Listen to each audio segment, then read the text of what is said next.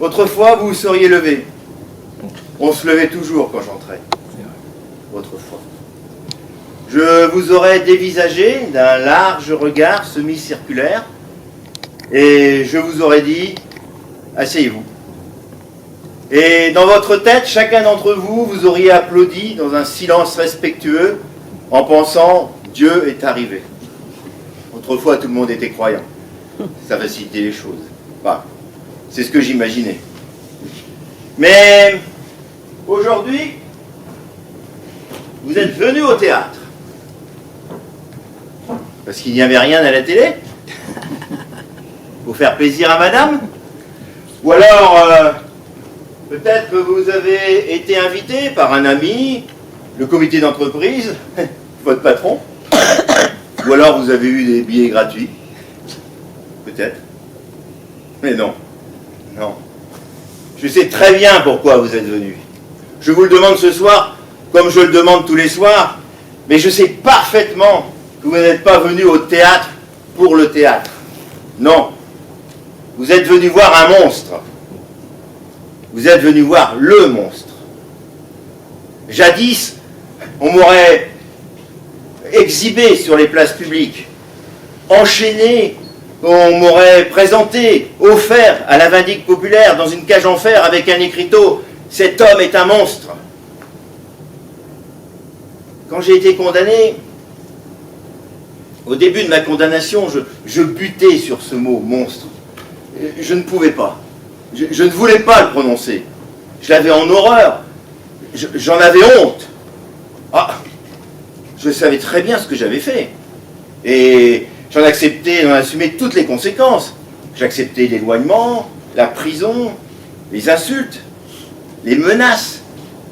Mais ce mot-là, non, c'était plus fort que moi. Bon, qu'on me prenne pour une bête dans une cage, mais comme un monstre, non.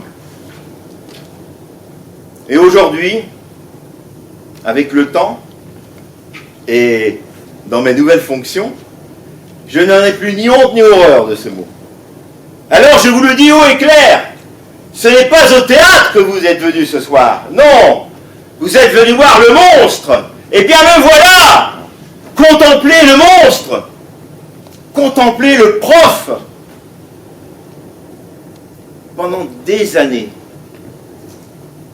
d'interminables, d'abominables années de ma vie d'avant, je me suis levé chaque matin avec une barre dans la poitrine et une phrase. Je commençais mes journées de prof en me répétant « Les élèves sont comme les animaux. Ils agissent non par intelligence, mais par instinct. » Et l'instinct, c'est en classe. Surtout en classe qu'on le remarque. Le matin, j'appuyais sur le réveil, j'ai essayé de deviner à travers les rideaux s'il allait faire gris ou soleil. Et puis, je pensais à ma journée, je pensais à eux, et aussitôt la phrase s'imposait à moi. Les élèves sont comme des animaux. Ils agissent non par intelligence, mais par instinct. Et avec le temps, l'angoisse est venue de plus en plus tôt. Alors vous allez me dire, je n'ai pas l'air angoissé. C'est vrai. Et pourtant, avant d'ouvrir les yeux, avant d'appuyer sur la sonnerie du réveil, la phrase faisait corps avec moi, nourrie de mes pensées, de mon sang. Elle s'imposait à moi comme une sorte d'excuse, comme une sorte d'indulgence préalable, mais aussi comme un dopant, comme un stimulant, comme une drogue, comme un remède qu'on prendrait tous les matins pour les affronter, eux. Les élèves sont comme les animaux. Ils agissent non par intelligence, mais par instinct. Je vous choque, hein. Et pourtant, une fois, j'ai voulu la donner en sujet de dissertation, cette phrase. Oh là là, qu'est-ce que j'avais pas fait? Les remarques des parents. Oh, ah bah oui, ouais. Prendre leur petit Eric ou leur petite Chantal pour un animal. Il y a même un père qui est venu, il a voulu me casser la figure. Mais je lui ai dit, monsieur, il y a toutes sortes d'animaux. Bon, bien sûr, il y a les scorpions, il y a les serpents, mais aussi les poneys, il y a les gazelles. Mais elle n'est pas mignonne, votre Chantal, en gazelle. Mais bon, Je m'égare. Ça, c'est une autre histoire. Mais si je suis ici devant vous ce soir, c'est à cause de cette phrase. C'est à cause de ma vie d'avant. À cause d'un certain 17 février. Cette année-là, dès le premier jour, en entrant, j'ai su. J'ai su que je n'irais pas au bout.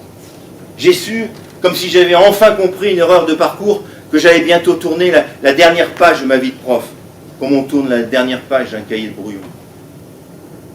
Ah, il y a des signes qui ne trompent jamais. Le vol des hirondelles au ras du sol. Un chat qui se met la patte derrière l'oreille. Le chien qui hurle à la lune. Le spectateur qui tousse. Ça, c'est un signe au théâtre, le spectateur qui tousse. C'est un signe d'ennui. En classe, le signe, c'est le tassement. Je vous montre.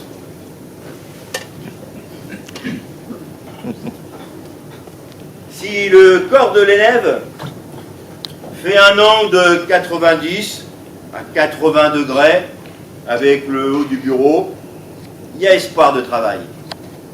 Mais si la poitrine s'affaisse jusqu'à faire un angle de moins de 40 degrés, alors là, danger, danger. C'est comme dans les pays volcaniques, du suicide de rester dans la maison quand tous les animaux s'enfuient de la forêt voisine. La terre va trembler. Et on ne peut pas aller contre la nature. Et les élèves, ils sont proches de la nature. Ils agissent comme les bêtes, à l'instinct. Je vous scandalise. Hein. Bah oui, je sais bien.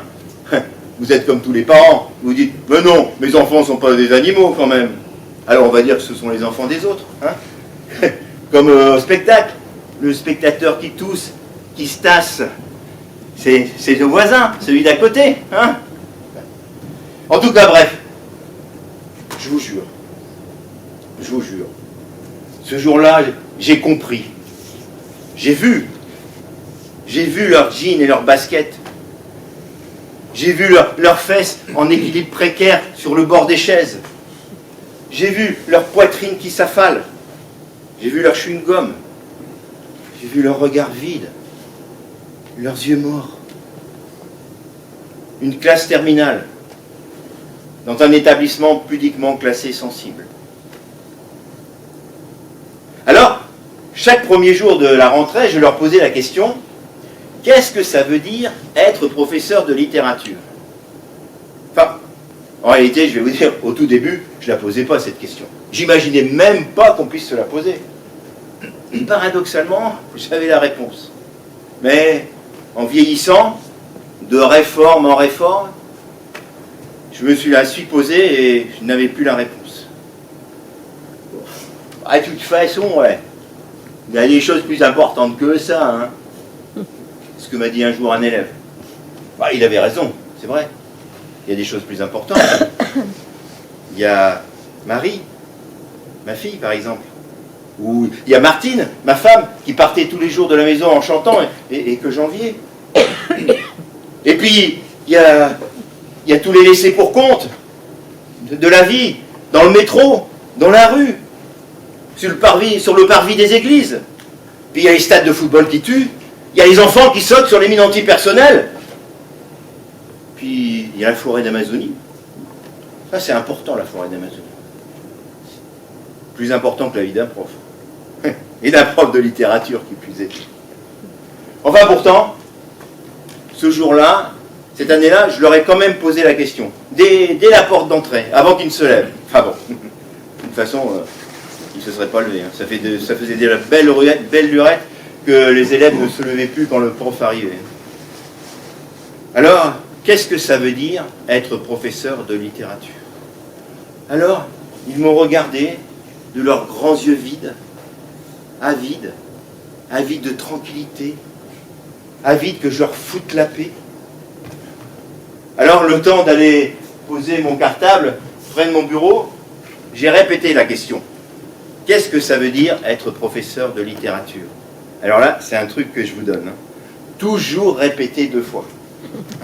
Alors surtout s'il y en a parmi vous qui font des études pour être prof, ou qui sont parents de gens qui font des études pour être prof, ou grands-parents, ça marche aussi. Hein? Toujours 2 fois. Parce que vous gagnez quelques secondes. Vous étirez.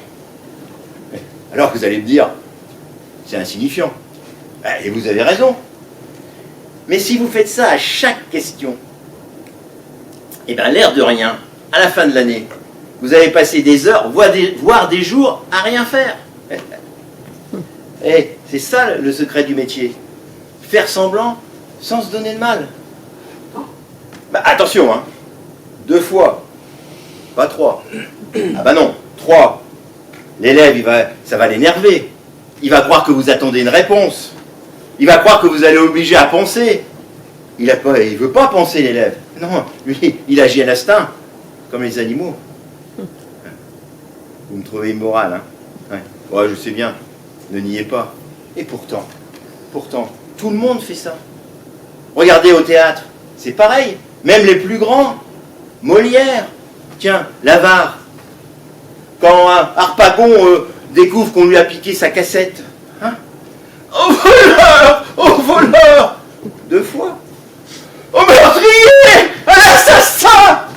2 fois. Oh, justice! Juste ciel! Même stratagème.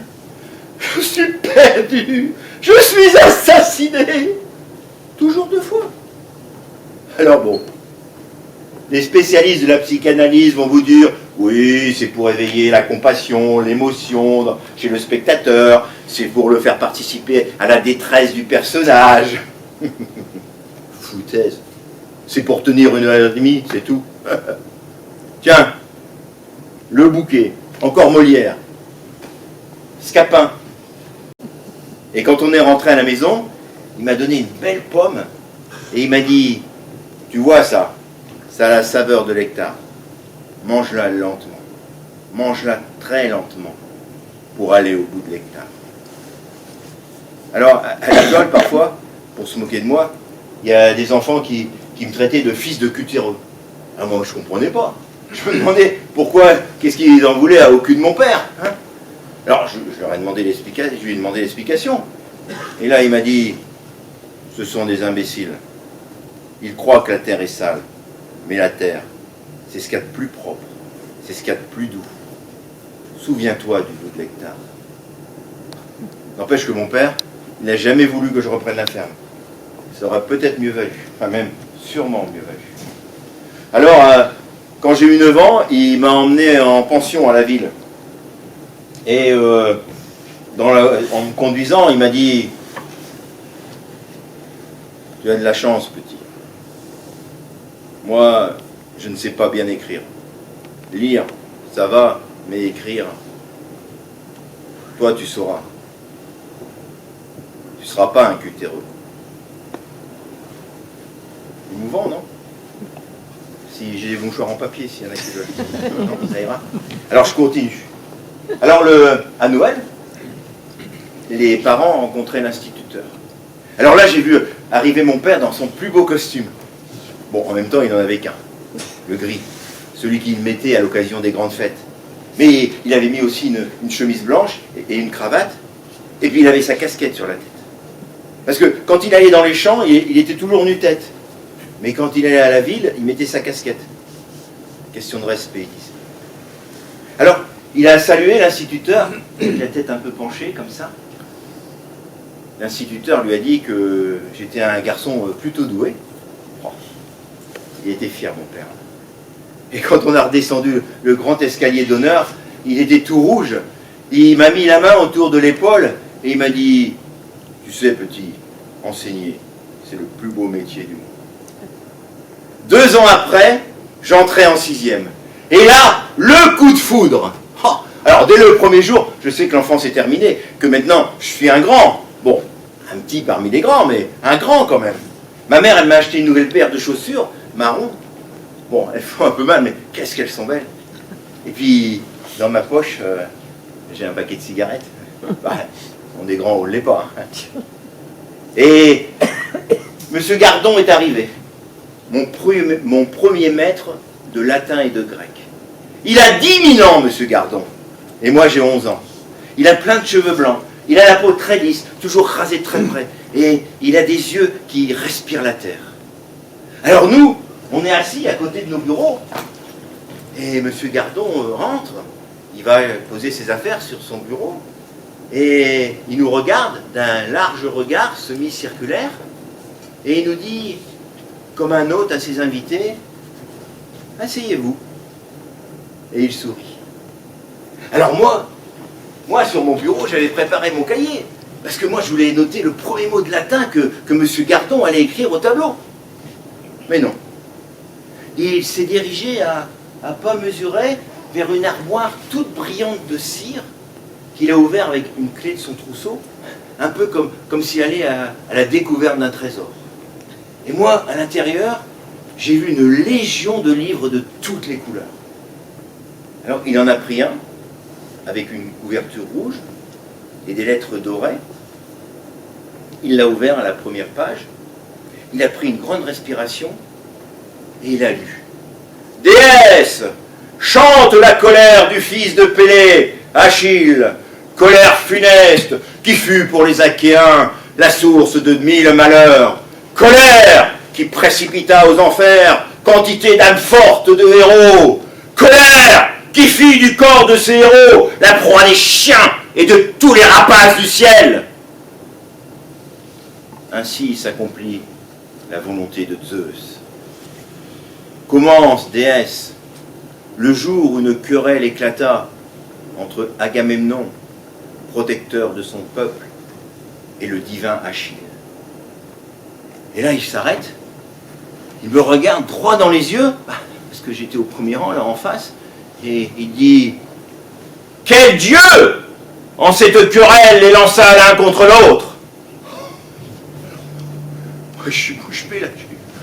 Heureusement, Monsieur Gardon reprend en levant les bras. « Apollon! Apollon, fils de Léto et de Zeus! Apollon, qui, irrité par le roi, suscita dans l'armée un mal pernicieux dont les troupes mouraient. Et cela, parce que Chrysès, le prêtre, a été outragé par Agamemnon. » Dans la classe, pas un murmure, pas un pouce ne bouge, pas une lèvre, pas un cil. Nous sommes sur une autre planète. Moi, je ne le connais pas, Achille. J'ai jamais été présenté à Agamemnon. Mais leur nom résonne dans ma tête comme quand au concert un éclat de trompette vient troubler le flot régulier des violoncelles. Agamemnon, Achille, leur nom scintille devant mes yeux comme des cymbales. Ils traversent l'espace tels des rayons dorés à la vitesse de flèches enchantées. Je suis envoûté. Je découvre l'Iliade. Et à travers l'Iliade, la magie des récits. Je sais que moi aussi, plus tard, je raconterai des histoires aux enfants. Je leur parlerai de Zeus, d'Apollon. Je serai un seigneur comme M. Gardon. Et comme M. Gardon, je serai le maître à penser d'adolescents avides de savoir. Et les conneries, tout ça.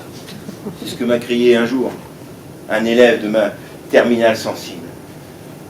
À ce jour-là. Mais ce jour-là... Mais il est mort, M. Gardon. Il y a l'autre. Il a bien de la chance, M. Gardon. Pardon? Non, j'ai rien dit. Pas, non, j'ai rien dit. Si. Je peux vous demander votre prénom? Nathalie. Ah oui, alors elle est timide, Nathalie. Mais... Ouais, alors, pas trop. Nathalie en me vrai, demande... pas trop. Mais j'ai rien dit quand même. Mais si, j'ai entendu quand même. Nathalie me demande, mais si... Elle vient de me demander, là, j'ai entendu, mais si je n'avais pas regretté un jour de m'être embarqué dans cette galère. Nathalie. Vous en connaissez, vous, des boulangers qui ne regrettent pas un jour... C'est mon nom de famille. Alors là, champion. Champion. Alors, vous en connaissez un jour des boulangers qui ne regrettent pas de se lever un jour à 3h du matin? Un avocat qui râle pas de devoir défendre une crapule indéfendable? Une infirmière qui est heureuse de rentrer dans la chambre où elle sait qu'un vieux maniaque va encore essayer de lui caresser les cuisses. Et ça, c'est la vocation. Prof aussi, c'est une vocation. Mais une vocation un peu particulière. Tiens, le nom déjà. Et vous, qu'est-ce que vous faites dans la vie? Mais plus personne ne répond professeur. On va dire enseignant, je suis dans l'enseignement. Mais c'est un cas unique. On ne dit pas je suis dans les soins, je suis dans la boulangerie, je suis plaidant. Non, professeur, 3 syllabes. On lui en a volé 2, il en reste plus qu'une. Comme si le nom était beaucoup trop grand pour la fonction. Qu'est-ce qu'elle me dit encore, Nathalie? Non, non, Nathalie, c'est pas comme flic. C'est pas comme flic. Non, flic, c'est pas diminutif de policier ou de gendarme. On dit toujours je suis policier, je suis gendarme. Flic, c'est un nouveau mot. Prof, non. On lui a volé son nom. On lui a volé son humanité. Pour mon père, au village, il y avait 3 personnages. Le maire, le curé, l'instituteur. Le dieu de la cité, le dieu des âmes, le dieu de l'esprit. Mais les hommes ont brûlé leur dieu. Ils ont détruit leur cité. Ils ont vendu leur âme. Ils ont perdu l'esprit. Ça aussi, j'ai donné un jour comme sujet de dissertation. Ah non, mais c'est le matin que c'était le plus dur. Se lever avec la barre dans la poitrine en se demandant pourquoi. Oh, bah tu prends les choses trop à cœur, hein. Tu vas en crever. Fais comme moi, mets-les au parking. Alors ça, c'est Raymond, un collègue prof de maths. C'était son mot, le parking, sa méthode. Bon, en même temps, en maths, c'est plus facile. Quand il rentrait dans la classe, il mettait sur le tableau un exercice bien long qui prendrait au moins 1 heure, et il leur disait vous travail, vous crac, ou sinon moi, clic. Vous travail, vous silence, sinon moi, crac. Ah ouais, tu vois, les élèves, c'est comme les mécaniques. S'il n'y a pas d'heure, ça tourne tout seul. Tu les fous au parking, t'enclenches le moteur, tu repasses 1 heure après, ça tourne toujours. Ah mais attention, hein. Pour éviter les dérapages, il faut qu'ils sachent qu'au moindre court-circuit, c'est la casse. Hein. Et puis comme ça, bah, t'es tranquille, t'as pas de problème. Moi, le parking, j'ai jamais pu. C'était vraiment contraire à mon caractère. Et puis, je pouvais pas imaginer les voir rêvasser pendant 1 heure, parce qu'il faut pas croire qu'ils auraient vraiment travaillé. Hein. Non, non, non, ça c'était plus fort que moi. Ça m'aurait déprimé. Et j'en ai connu des déprimés. Tiens, Josiane, prof de biologie. Un tranquillisant le matin, un tranquillisant le midi, et une piqûre le soir. Et Marie-Claire, prof d'allemand. 3 séjours à l'hôpital, 3 cures de sommeil. Et Maurice, le brave Maurice. Ouais. Quand je l'ai connu, il devait avoir 50 ans, peut-être 52, 53. C'est un prof de géo. Mais lui, Maurice, le problème, c'est que quand il était jeune, les psys, c'était pas à la mode. Alors, ulcère à l'estomac. Sans compter tous les autres. Bernard, Xavier, Didier, Michel, tout ça. Eux, c'était le foie. Si vous voyez ce que je veux dire. Le bistrot d'en face. Ah, il marchait bien, le bistrot d'en face. Hein. Mais moi, entre l'apéro de 11h et le parking, j'ai jamais pu choisir. Alors, avec ma barre dans la poitrine, j'ai une voix d'alto. Ah, je sais pas si vous êtes comme moi, mais j'adore les voix d'alto. C'est à la fois grave et chaud. Bon, soprano, je dis pas que c'est pas bien, hein, et puis il en faut, hein, c'est assez sûr. Mais enfin, soprano, c'est comme une lame de couteau. Tandis qu'alto, c'est comme une dame blanche. Vous savez, la glace vanille, là, bien froide avec le chocolat chaud au-dessus. Là. Ou alors, comme une pêche quand vous mangez à la peau. Là. Au début, ça vous chatouille le palais. Et puis après, vous êtes surpris par l'explosion de douceur et de sucre. Ouais. La voix d'alto, c'est la sensualité à l'état pur. C'est pour ça que j'ai épousé Martine, à cause de sa voix. Puis aussi, quand je lui ai dit que j'étais prof, elle n'a pas ri. Mais quand même, parfois, c'était dur de la voir partir en répétition, en chantant, et puis revenir là, quand il y avait des représentations, avec du maquillage sur les paupières, avec encore un reste de Valkyrie, de Carmen, là, de musique plein la tête. Alors que moi, dès que j'entrais dans le bus, je voyais leurs yeux vides, là, de loin. Ouais, quand on y pense, y a de quoi se flinguer, hein. Alors ça m'étonnait dans la bouche de Raymond. Parce que Raymond, c'était pas du genre à se flinguer. Hein. Ah, Raymond, quand il entrait dans la salle de prof, là où s'agglutine en résumé toute la misère du monde, mais c'était un vent de gaieté et de joie qui entrait. Il riait tout le temps. Hey, t'imagines qu'on mette une arme dans la main des profs? Et il riait en disant ça à Raymond. Moi, je l'enviais. Comme j'enviais Martine, elle riait aussi, Martine. Mais je l'enviais, mais j'étais content pour elle. Parce que Martine, c'était une petite choriste dont personne ne connaîtrait jamais le nom, mais qui apportait, qui était reconnue chaque soir et qui apportait sa part de poésie à l'exécution d'une œuvre en la chantant avec les autres. Parfois, j'allais la chercher à la sortie des artistes, là, quand il y avait une représentation. Elle sortait, elle était encore toute vibrante de cette joie partagée d'avoir vécu, existé pour un public qui l'avait écouté, lui, et qui l'avait applaudi. Moi, personne ne m'applaudissait jamais. Ah, si on m'avait applaudi.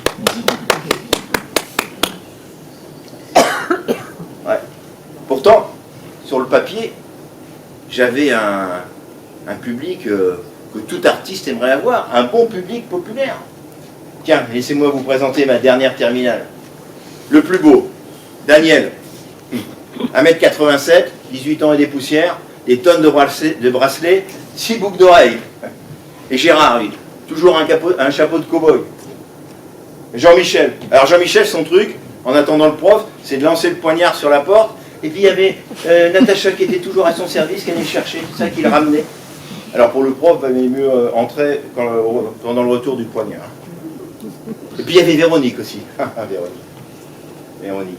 Les décolletés plongeants, les petits blousons en cuir, là, bien moulants. Et puis alors la coiffure, moitié blonde, moitié brune, quand c'était pas rose ou violet. Ou alors le crâne rasé avec une grande mèche blanche. Un jour, elle enlève ses chaussures, elle met ses pieds sur le bureau, et elle commence à se vernir les ongles. Alors j'ai fait la remarque. Elle me regarde froidement et elle me dit si elle vous plaît pas, demain j'enlève ma culotte et je me rase la chatte. Hein. Alors les autres tout de suite, la chatte. Pensez bien, ils s'excitent. Du Verdi, le cœur de Verdi avec la légèreté de Wagner. Alors le lendemain, elle m'attendait avec un petit sourire tout farci de chewing-gum. Et elle me dit alors, qu'est-ce que je fais? Et moi j'avais prévu. Je lui tends un tube de crème à raser et je lui dis vas-y. Alors là, elle m'a regardé, elle a regardé tous ses copains, d'un regard semi-circulaire, et elle s'est assise et j'ai entendu qu'elle murmurait il est con ce type. Voilà. Voilà comment se comportait ma classe. Voilà comment il réagissait, mon public. Ah, si au moins il m'avait applaudi. Ben non. Alors il fallait que ça craque. Et un jour, ça a craqué. Un 17 février. Ce jour-là, quand j'ai embrassé Martine et Marie, je les ai embrassés très fort. Très fort. Je savais bien que j'allais les voir, eux, et Daniel, Natacha, Véronique, Gérard. Mais j'avais plus ma barre dans la poitrine. Sur le chemin du lycée, il y avait toujours la petite phrase, les élèves sont comme les animaux, mais plus besoin de stimulant. Alors j'aurais dû poser mon cartable sur le bureau, sortir le petit classique Larousse, pour analyser la scène 2 de l'acte 1 du Misanthrope, mais je ne l'ai pas fait. Ce jour-là, Molière est mort pour la 2e fois. Ah, j'ai bien posé mon cartable sur le bureau, mais à la place du petit classique Larousse, j'ai sorti un pistolet mitrailleur et... D'un large geste semi-circulaire, froidement, j'ai tiré dans le tas. Et j'ai flagué ma terminale. Oui, je peux vous faire rire. Alors au ministère, ils n'ont pas ri. Pourtant, ça leur faisait des examens en moins, des dossiers en moins, des futurs chômeurs en moins. Combien? Ah, Nathalie me demande combien. Ah, je sais pas, j'ai pas compté. J'ai pas compté. Oh, plus de la moitié de la classe en tout cas. Eh, pas mal comme carton, hein, pour quelqu'un qui est ni professionnel ni entraîné. Parce que moi, c'est la première fois que je tenais une arme. C'est ce que j'ai dit au surveillant qui a couru, là, attiré par le bruit. Bon, un chahut, il serait pas venu, mais là, quand même. Ah non, je sais pas s'ils étaient tous là. J'ai pas noté les présences. J'ai pas fait l'appel. Alors en prison, ils m'ont mis au bloc M, celui des grands criminels. La première personne pour qui j'ai pleuré, c'est Marie, parce que je me demandais comment ma petite fille allait prendre la chose. Puis j'ai pensé à Martine, qui devait chanter dans la Traviata ce soir-là. Et puis j'ai pu pleurer. Je me suis juste dit que j'allais en vacances, être en vacances définitives, et que plus jamais on me considérerait comme un vieux livre jauni sur une étagère, qu'enfin j'allais être libre. Martine est venue me voir quelques jours plus tard. On se serait cru dans un film, avec Gabin et Delon, là. On était de chaque côté d'une grande vitre. Et puis moi, il y avait 2 gardiens derrière, un de chaque côté.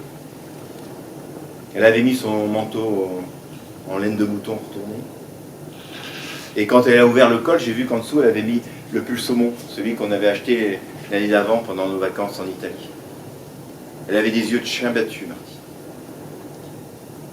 Alors moi, je me suis demandé qui allait parler le premier. Et puis je me suis demandé ce que j'allais lui dire. Parce que moi, d'habitude, en classe, j'ai toujours une analyse, un commentaire qui est prêt. Mais là, pour la première fois depuis très longtemps, là, devant Martine, j'étais livré à moi-même, démuni, seul. Aucun texte sur lequel m'appuyer, aucun rôle à jouer. Alors, j'ai pensé, tu vas bien? Mais j'ai pas osé. Bien sûr qu'elle allait pas bien. Alors j'ai pensé, et Marie, elle va bien? Ça non plus, j'ai pas osé. Non, ça aurait fait de la peine à Martine que je m'inquiète pas d'elle d'abord. Alors j'ai pensé à Gabin et Delon. Mais je me suis dit, qu'est-ce qu'ils auraient dit dans les mêmes circonstances? Qu'est-ce que Hitchcock, Audiard, Chabrol auraient mis dans la bouche de leur personnage? Alors là, ça m'est venu spontanément. T'as pas une malade garée? Aussitôt, j'ai vu que c'est pas ce qu'elle attendait. Et elle disait rien, elle répondait rien. À un moment, je me suis même dit, elle n'a pas de dialoguiste. Et puis finalement, elle m'a dit, je suis déjà venu hier. Et moi, bêtement, ah bon? Pourtant, j'étais là. Mais après, elle m'a expliqué que oui, elle était venue, mais il n'avait pas voulu qu'elle me voie, elle ne savait pas pourquoi. Et c'est là qu'elle a déboutonné complètement son manteau et que je me suis aperçu qu'il y a quelque chose qui allait vraiment me manquer. C'est ça. Elle a des seins superbes, Martine. On dirait des petites rainettes étoilées.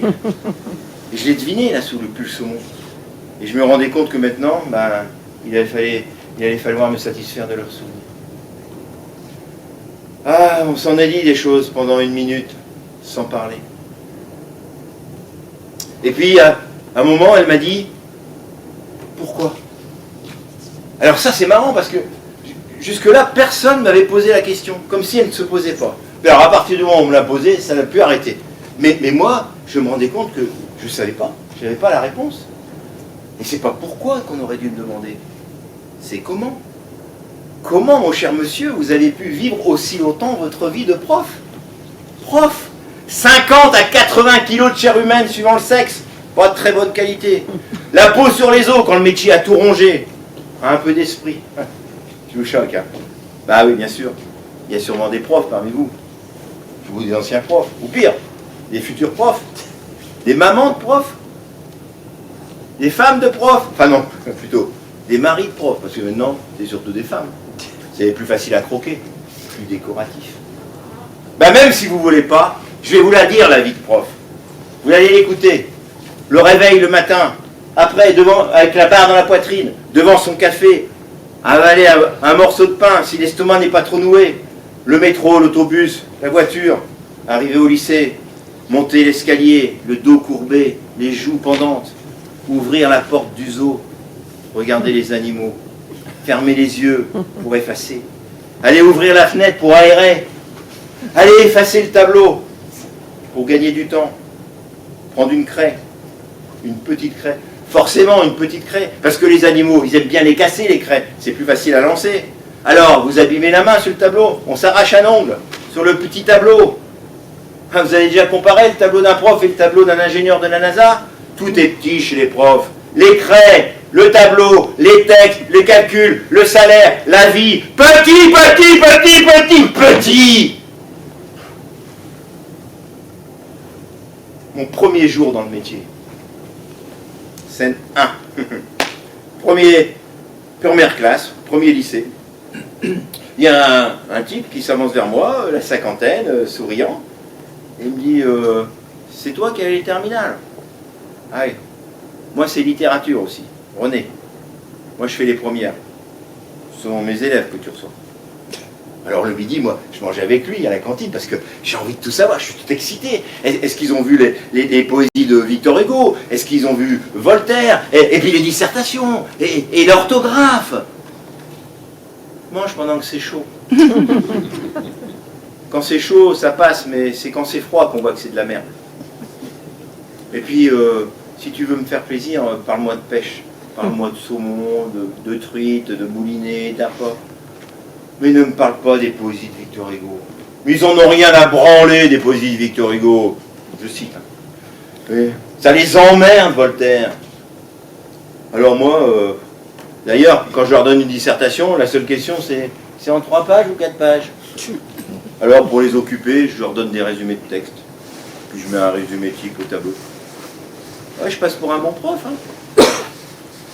Et bien, je fais des polycopiés un peu en écrit en grand, là, avec tout ce qu'ils doivent savoir. Aux examens, toujours les mêmes questions. Et si le niveau est vraiment faible, ben, examen avec le livre sur le bureau. J'avais moins de 7 sur 10. Et ensuite, ben, je te les refile, la sortie, c'est ton problème. Voilà mon baptême de prof. Voilà mon premier jour de prof.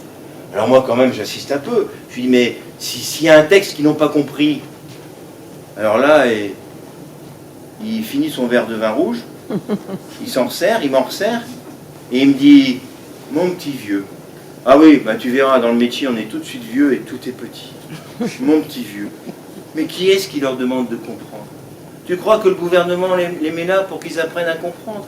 Mais non, on les met là pour les garder plus longtemps au chaud avant de les lâcher sur le marché où il n'y a pas de boulot. Toi, ton boulot, c'est du gardinage. Tu es un babysitter à grande échelle.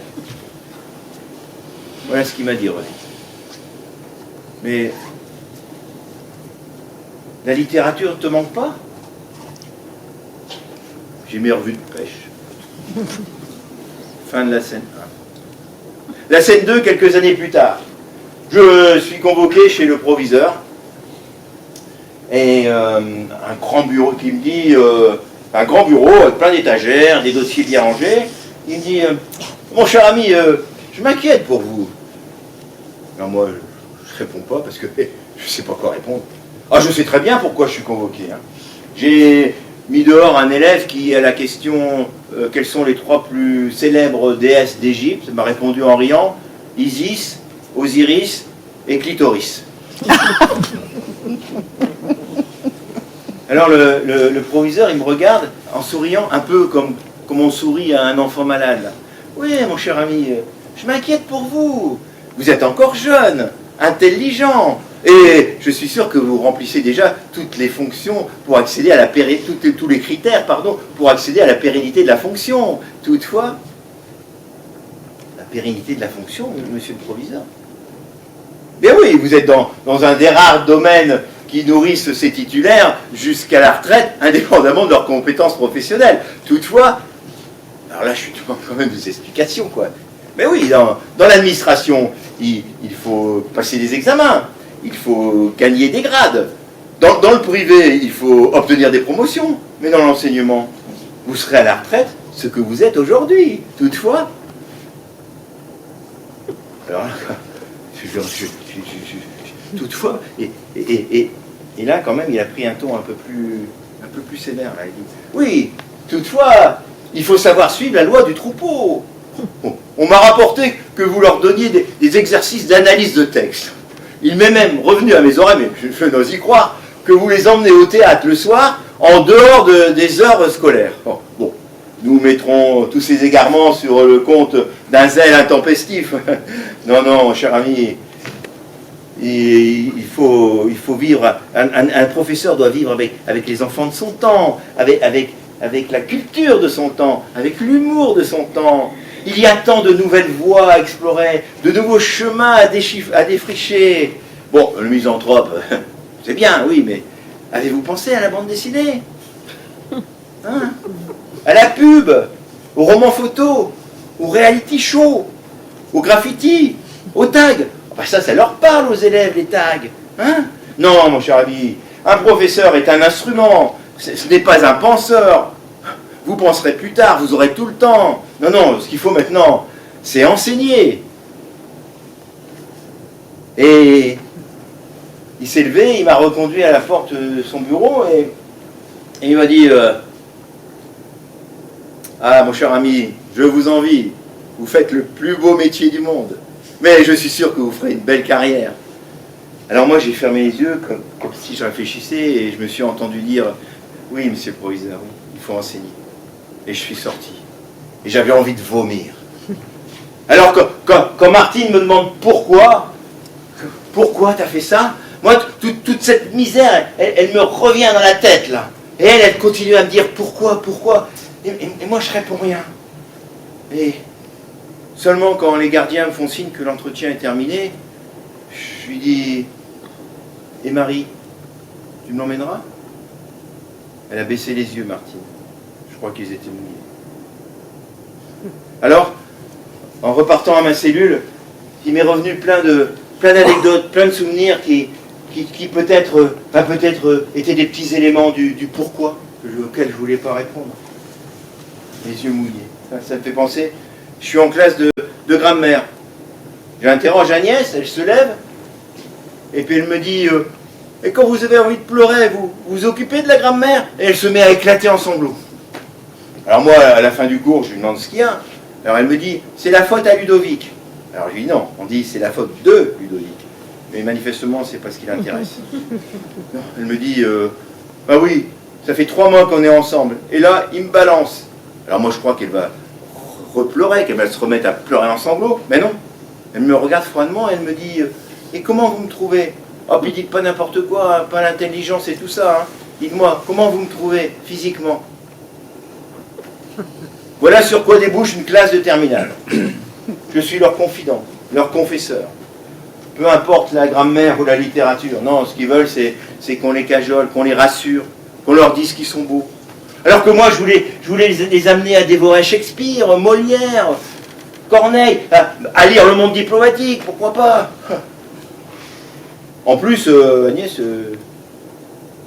plutôt une bonne fille, hein, parce qu'elle était plutôt mignonne, pas trop bête.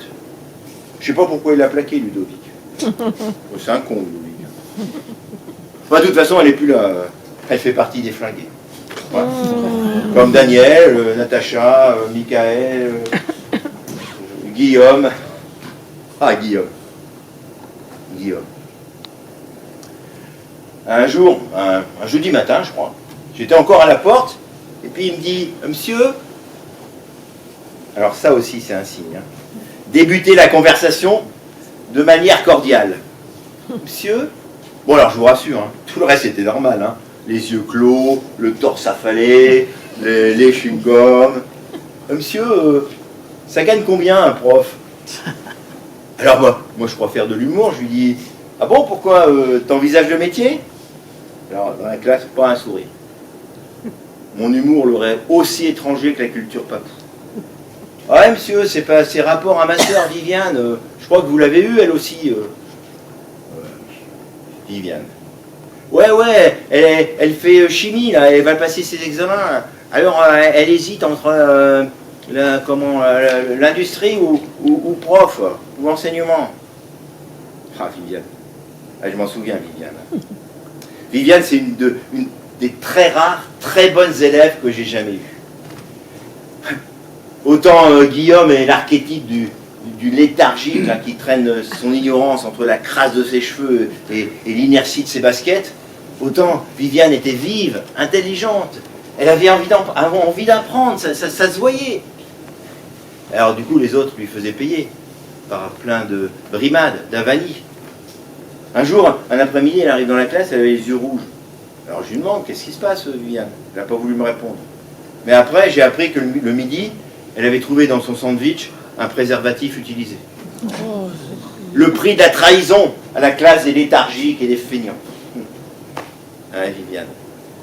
Bon, mais j'ai pas eu le temps de rallonger la séance nostalgie parce que Guillaume, il a repris et puis il a dit ouais, voilà, l'industrie c'est mieux, hein, monsieur. Hein.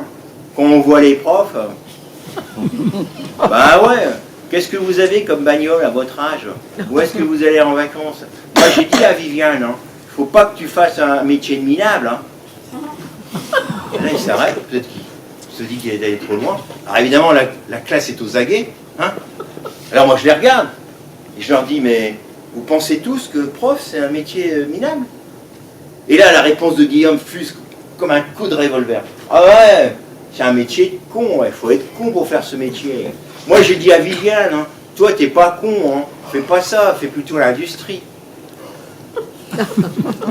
En plus ce petit con justement, il a pris le pouvoir dans la classe, c'est eux qui écoutent, c'est plus moi. Moi je sais pas comment reprendre, je suis tellement scotché. Et puis là il continue, alors peut-être qu'il croit bien faire. Ah ouais monsieur, parce que moi je crois que vous avez fait ça parce que vous ne pouvez pas faire autre chose. Hein. Je crois pas que vous êtes con, monsieur. Hein.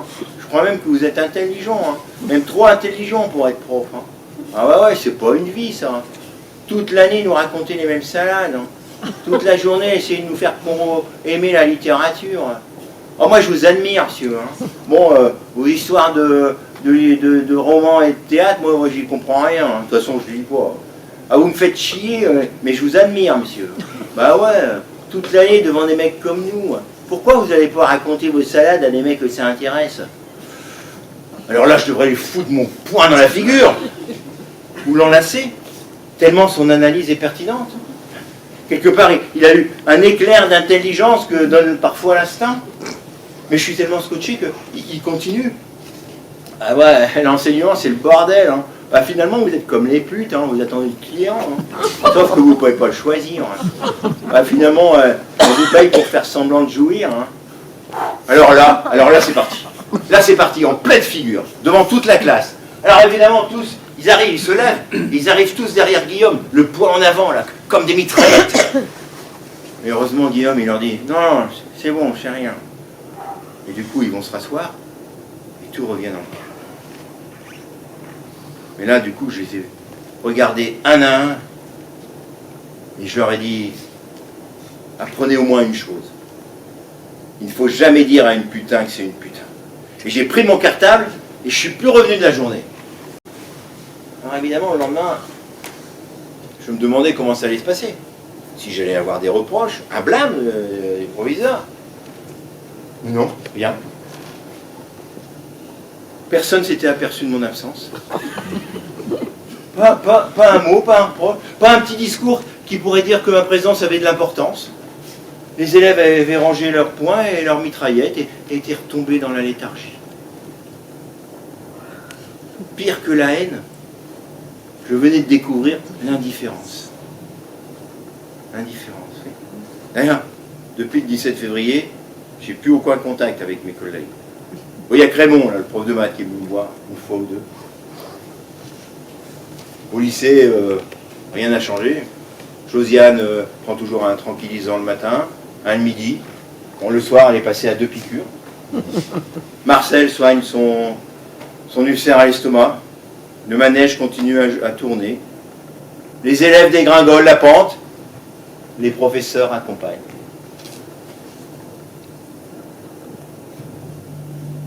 Mais l'histoire qui m'a le plus marqué, c'est l'histoire de Patricia. Patricia, c'était une toute jeune prof. C'était son premier poste. Elle faisait un intérim du prof d'histoire qui était parti en congé de pré-retraite. Ça s'est passé un lundi après-midi. Elle ouvre la porte de la classe, Patricia, et ils étaient tous debout.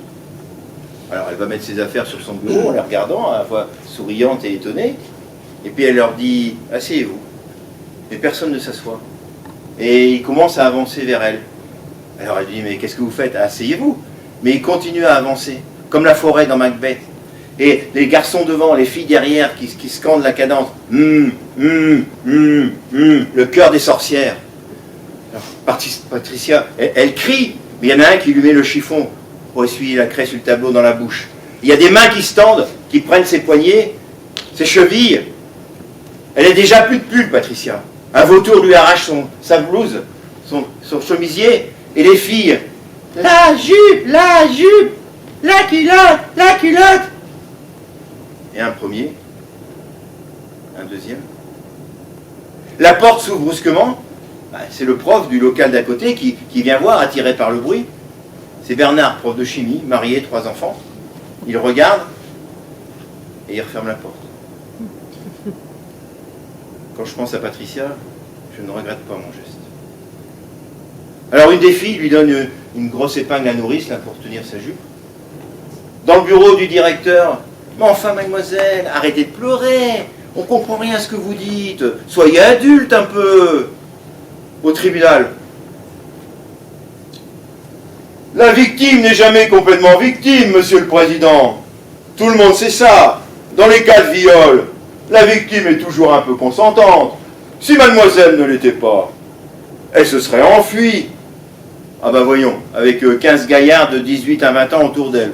Ou alors, elle ne serait pas rentrée dans la classe. Si elle est entrée, monsieur le président. »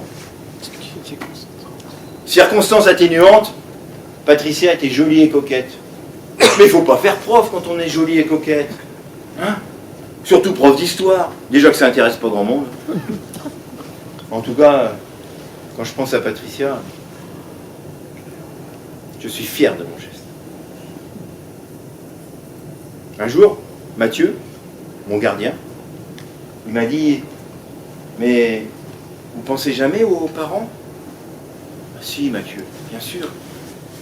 Bien sûr que j'y pense. » J'ai dit que j'étais triste, puis que c'est vrai que quand même je regrettais pour eux. Mais qui ne comprenaient pas, qui ne pouvaient pas comprendre. Je les voyais plus, eux, là.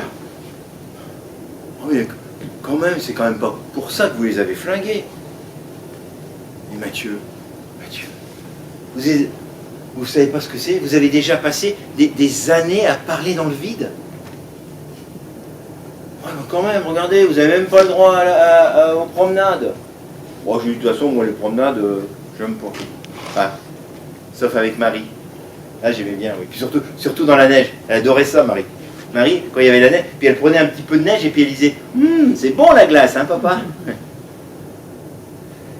Le verdict a eu lieu en juillet. Condamné à vie, hein, évidemment. Il faut que justice se fasse. Attends, ils voulaient tous ma peau, hein. Bah, les parents, bien sûr, mais le ministère, les journalistes, ils ont tous défilé à la barre là, pour témoigner. Le proviseur, mes collègues, les élèves, et tous, ils posaient la question, pourquoi? Parce que j'étais un bon prof, j'étais pas violent, je me battais pas, je fumais pas, je buvais pas. Alors pourquoi? Finalement, leurs dépositions, elles allaient plutôt dans le sens de ma défense. Enfin, le mieux, ça a été Michael. Ouais. Michael, pendant toute l'audition, il m'a regardé. Et à la fin, il m'a dit « Au revoir, monsieur. » Monsieur. Il avait fait une cassette, Michael, qui a été entendue là, pendant le procès. Il avait fait ça sur son lit d'hôpital, parce que je l'avais raté, Michael. Ah, je me rappelle bien, vous étiez chouette, hein? Ouais, vous essayez de nous apprendre quelque chose, hein, mais c'est pas une vie ce que vous vouliez. Hein. Moi, je vais vous dire, à votre place, j'aurais fait la même chose, hein, et depuis longtemps. Hein. Alors ça a fortement impressionné le jury. Hein. Bon, ça n'a pas empêché d'aller en prison, et, évidemment. Ouais, oui. C'est sûr.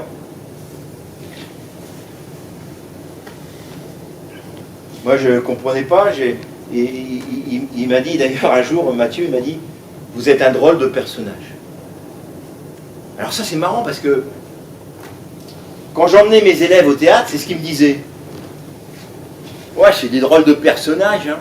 On n'y comprend rien. Alors moi j'étais déçu parce que moi je croyais qu'ils allaient être subjugués, envoûtés comme j'avais été avec M. Gardon. Surtout que je les emmenais à des vraies séances le soir avec un vrai public, pas des trucs là l'après-midi juste pour les scolaires. René il m'a dit, vous savez René le pêcheur, un jour il m'a dit mais t'es complètement fou, prendre sur tes heures de loisirs pour les emmener au théâtre, qu'est-ce qu'elle en dit ta femme? Ouais, je lui ai dit, tu sais, ma femme, elle y est aussi tous les jours au théâtre quelque part, elle chante à l'opéra. Oh, ça existe encore ça? Ah, il n'en revenait pas, Ah, ils étaient loin mes après-midi en Grèce, quand je mangeais des olives et j'allais boire du vin de Chypre avec Sophocle et M. Gardon et Shakespeare aussi et Molière. Et tous les 5, on allait pique-niquer sur le gazon devant le théâtre, le soleil, le blanc du calcaire, les gradins. Entendez-vous, disait Sophocle, la joie qui s'élève d'Athènes, les cris qui montent d'Épidore, la plainte de Delphes. Les reconnaissez-vous? Le sourire d'Oedipe? Les respirez-vous, les larmes d'Antigone? Qu'en avez-vous fait des larmes d'Antigone? On vous les a confiées, hommes de ce siècle. Où sont vos théâtres? Où sont vos rires et vos larmes? Je n'ai jamais plus emmené mes animaux au théâtre. Le directeur s'y était irrémédiablement opposé. Alors je m'étais résigné à vivre ma petite prof. Ouais. Je ne les ai plus jamais emmenés au théâtre. Ils n'auront jamais vu Hector et Andromaque s'embrasser sous le soleil. Et un jour, l'idée, l'extraordinaire, l'ahurissante idée qui fait que je suis devant vous là ce soir. Alors moi, j'avais rien vu venir, hein. Mais j'avais fait aucun dossier, j'avais rien demandé. Ça s'est passé un dimanche matin, en fin de matinée, un peu avant le repas. Là aussi, on se serait cru dans un film avec Gabin et Delon. C'était dans la grande salle du parloir. C'était un peu comme la fête, parce qu'il y avait du champagne de préparé, des toasts, des sandwichs. Et puis, évidemment, il y avait le directeur de la prison qui était là, et puis Mathieu, mon gardien. Et puis une foule de journalistes, avec des tonnes de micros, de caméras. Alors nous, on était là à attendre dans le parloir, dans la salle du parloir, un peu inquiets, comme avant une distribution de prix. Et puis sont arrivés le ministre de la Justice et le ministre de l'Éducation nationale. Alors, moi, le ministre de la Justice, je le connaissais parce que je mangeais avec lui tout le temps. Il avait sa photo dans le réfectoire. Par contre, le ministre de l'Éducation nationale, je ne le connaissais pas. Il faut dire que depuis que j'en faisais plus partie, il y en avait au moins 5 ou 6 qui s'étaient succédés. Alors, les ministres, ils ont salué tout le monde, comme des ministres.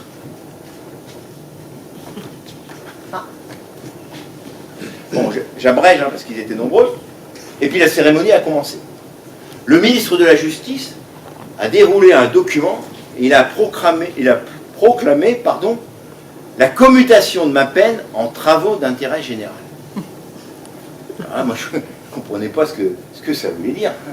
Alors,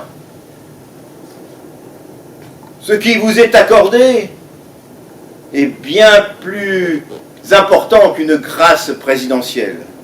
C'est une mission, une investiture. Vous êtes condamné à dire. Ça c'était son mot, ministre. Dire. Ouais. Oui, pour la première fois dans l'histoire de l'humanité, un professeur fera partager son expérience pour toutes les composantes sociales de la population et faire ainsi œuvre de salut public.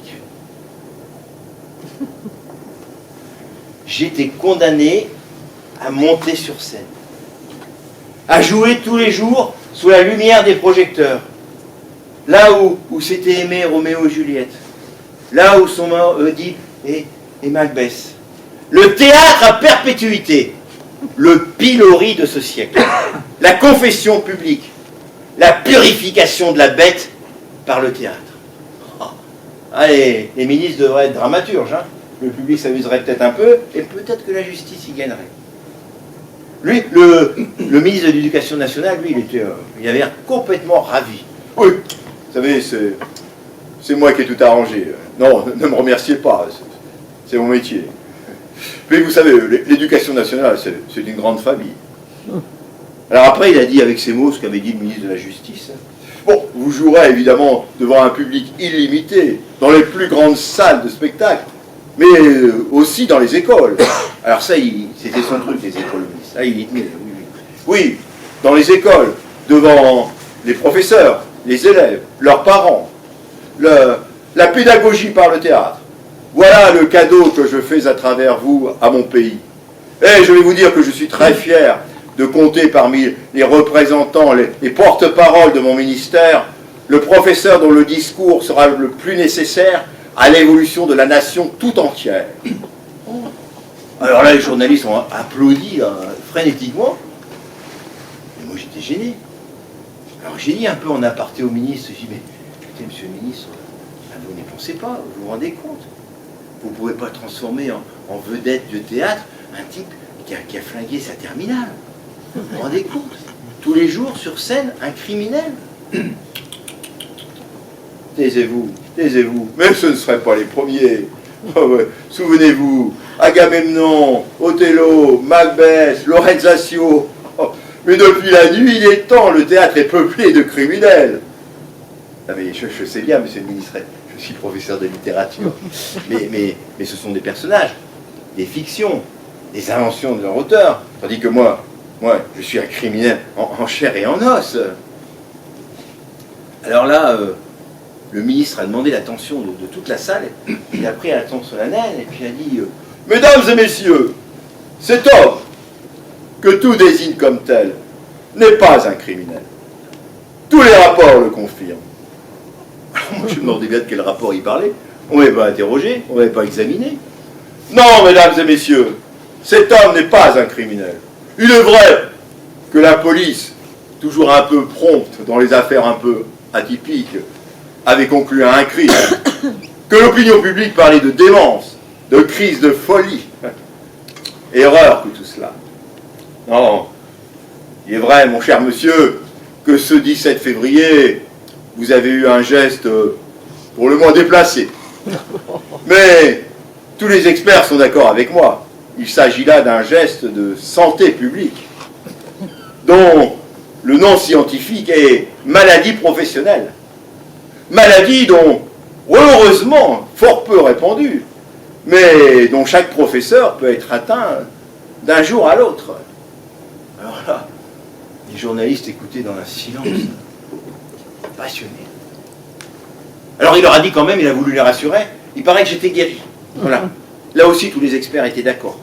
Mais, eu égard à mon ancien statut de fonctionnaire, et à mon futur statut d'acteur nationalisé, il était du devoir de l'État de m'assurer le gîte et le couvert jusqu'à la fin de mes jours dans un établissement pénitentiaire dont je ne sortirais que pour aller jouer au théâtre. Alors Mathieu a ouvert le champagne, on a mangé les toasts, les sandwichs, on a parlé en toute liberté. Et puis les invités ont commencé à partir. Le ministre de la Justice a tenu à excuser le président de la République qui n'avait pas pu venir, eu égard aux charges de sa fonction, mais qui viendrait à une de mes premières représentations. Il l'avait promis. Le ministre de l'Éducation nationale, il était toujours content pour moi. Voilà. Il m'a pris un peu en aparté, et puis il m'a dit je vous comprends, vous savez. Vous avez déjà participé à un conseil des ministres? Ah, évidemment, non. Mais vous savez, là aussi, il y a des bâillements, des tassements, des regards vides. Sans parler des petits mots qu'on se passe subrepticement pendant les exposés. Vous savez, mon cher ami, moi aussi, parfois, j'ai envie de...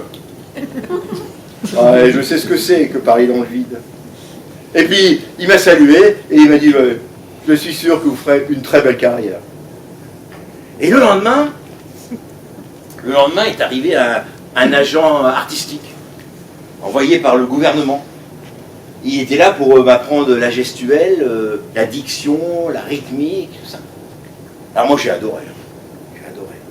Et pendant qu'il me faisait ses cours, je lui racontais mon histoire. Et un jour je lui ai dit, mais vous savez, je suis professeur de littérature, je peux l'écrire l'histoire. Ah, mais alors là, je vais vous dire, hein, la littérature et puis le théâtre, c'est pas du tout pareil. Hein. Alors moi, je lui ai dit, mais pourtant, le théâtre, c'est le ciel qui descend sur terre. C'est les dieux qui nous abreuvent de leur vin. Ah oui, ça c'est une belle formule. Hein. Non mais c'est impossible à passer dans votre histoire. Là. Non, c'est beaucoup trop sérieux. Il faut faire rire. Alors j'ai quand même écrit mon histoire. Et je lui ai donné. Et quand il a regardé, il m'a dit « Parfait, parfait ». Mais il a gardé que deux, trois petits morceaux. Mais lui, il faut quelque chose de plus percutant, de plus comique. Oh, puis je vais vous dire, hein, le texte, de toute façon, hein, c'est pas ce qu'il y a d'important. Hein. Non, l'important c'est la pub. Mais ce qui fait courir les gens aujourd'hui, c'est sensationnel. Voilà, c'est pas des spectateurs, ils viendront pas pour le théâtre, ils viendront pour voir le monstre, la bête, le tueur d'enfants. Alors j'ai répété le texte. Tiens. Et le jour de la première est arrivé. Alors là, c'était aussi un petit morceau de théâtre. Il y a eu un panier à salade, il y avait 2 gardiens, et puis alors des motards pour m'accompagner. 4 motards. Je suis l'acteur le mieux accompagné du monde. Alors avant d'entrer en scène, j'ai pensé à Martine. Et je me suis dit que, enfin, j'allais être comme elle. Même mieux qu'elle. Parce que j'allais être tout seul là sur scène. Mais moi aussi, on allait me reconnaître, m'écouter, m'applaudir, m'aimer, soir après soir. C'est ça, c'est devenu ça ma vie maintenant. Je joue tous les jours, sous la lumière des projecteurs, je joue un rôle, mon rôle, le seul que je sais jouer, et que je vais jouer jusqu'à ma mort. Mon rôle de prof, pitoyable et grand. Et chaque soir, j'arrive sur scène et je dis, autrefois, vous vous seriez levé. On se levait toujours quand j'entrais. Autrefois. Et tous les soirs, je transmets de l'émotion, je fais rire. Tous les soirs, je fais le plus beau métier du monde. Mais depuis que je joue au théâtre, j'ai plus de nouvelles de Marie. Je ne sais même pas si ma petite fille est venue me voir jouer. Une fois, une seule fois, j'ai eu de ses nouvelles. Elle avait 18 ans. J'ai reçu une grande enveloppe, là, marron, là. À l'intérieur, il y avait un article de journal. C'était une photo de manifestation, et le titre, c'était La jeunesse et son avenir. Et sur la photo, il y avait Marie qui était juste derrière la banderole, et elle tenait une pancarte, et il était écrit en lettres majuscules, on veut des profs. Alors moi, le soir, avant de rentrer sur scène, je l'ai appelée, parce que je voulais savoir, je voulais comprendre. Et elle m'a dit, ah oui papa, on veut des profs, des vrais, pas des assassins qui tuent la jeunesse à coups de résignation. On veut des femmes et des hommes qui ont du sang dans les veines. De quoi vous avez peur, vous, les profs? Oh, tu sais, Marie, moi, ça fait longtemps que je suis plus prof, hein. Mais tu rigoles, papa. Prof un jour, prof toujours. Alors il y a eu un petit silence. Et puis elle a repris d'une voix ferme, d'une voix de femme. Et puis tu sais, papa, de toute façon, tu ne pourras rien y changer. Qu'est-ce que je ne pourrais pas changer, Marie? Littérature. Je veux étudier la littérature. Ah bon? Pourquoi faire? Parce que je veux être prof. Toi, Marie, professeur? Ah non, je préfère prof. C'est beaucoup mieux, prof. Prof, c'est comme un drapeau qui claque dans le vent. Oui, je veux être prof. Et après un petit moment, elle a rajouté pour réparer. Alors là, j'ai revu mes promenades avec Marie dans la neige. J'ai repensé à mon père qui me disait, tu sais petit, enseigner, c'est le plus beau métier du monde. Et puis il y a eu un long silence. Un long silence, tout rempli de Marie. Et là je lui ai dit, mais qu'est-ce que t'attends d'un prof, Marie? Tout, papa. Tout. Et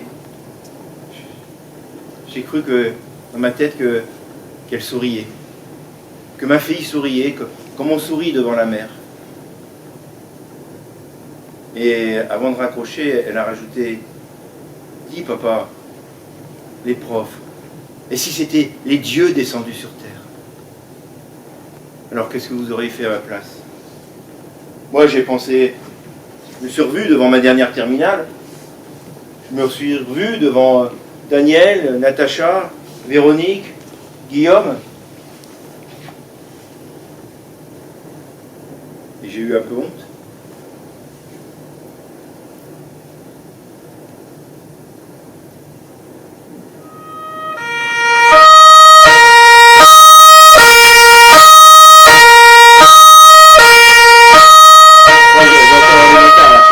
Je crois qu'on vient me chercher là. Ouais. Voilà, et ben le spectacle va être terminé. Vous allez pouvoir rentrer chez vous. Et puis moi aussi.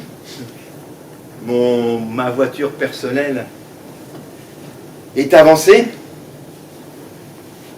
Et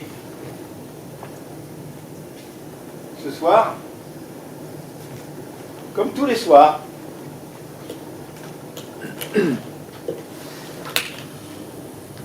je ne saurais pas si vous êtes venu au théâtre pour le théâtre ou si c'est parce qu'il n'y avait rien à la télé. Ah. Une dernière petite chose quand même.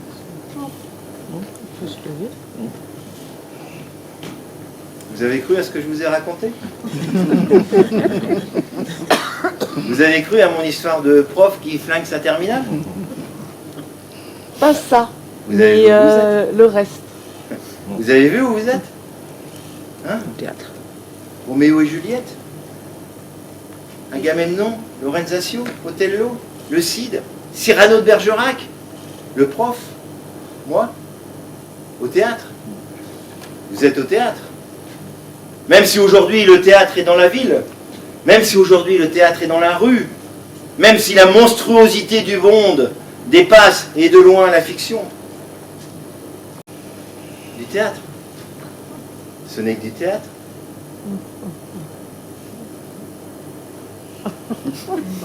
Ou pas.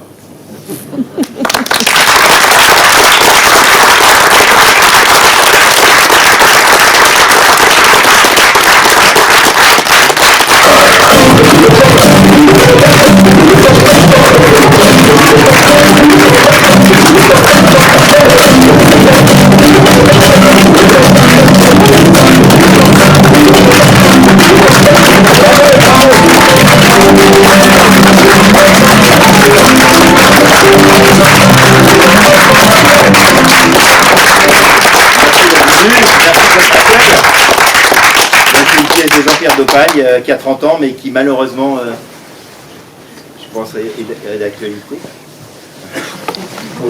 Ah, et puis dans le rôle du prof, c'était Marc Potier.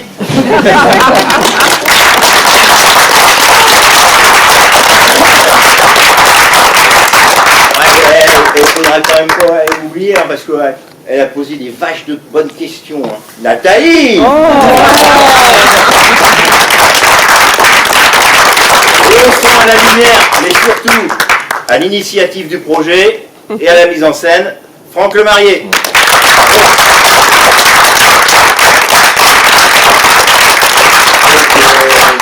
Comme il a dit tout à l'heure, il est là, voilà. Moi je vais rejouer le vendredi 23 janvier à 21h à la salle de la Chaumière à la Gouinière. Donc si vous avez aimé, dites-le en tout cas autour de vous. Voilà. Et puis, encore merci vraiment d'être venu malgré le neige, le verglas, et puis, merci de votre accueil, ça fait plaisir. Et puis, rentrez bien. Merci. Il y a peut-être des sangliers entre Millac et Saint-Barth. Merci beaucoup.